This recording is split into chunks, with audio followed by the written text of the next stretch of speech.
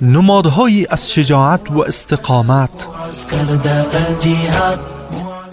به تلاش ها و فداکاری های شما افتخار می کنیم.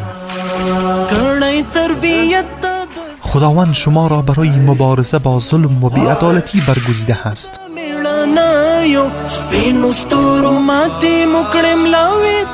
افتخار کنید و با ایمان به پیش بروید.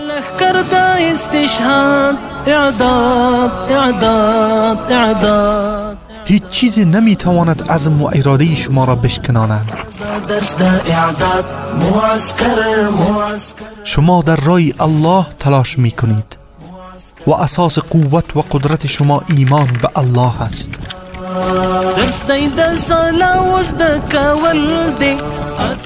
نشست های ایمانی، دوره های شرعی و تکتیک های دقیق و منظم نظامی هر روز شما را قوی تر و آماده تر می سازد.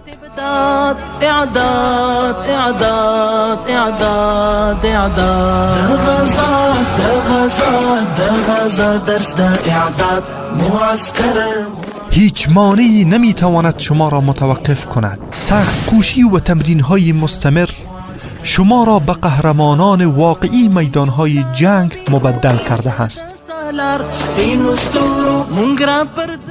شما امانند کوههای استوار هستید.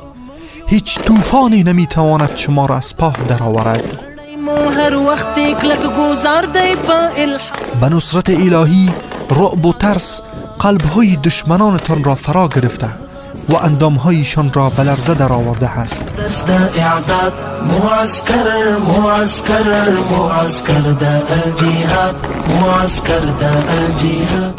در موجودیت شما هیچ دشمنی جرأت نمی کند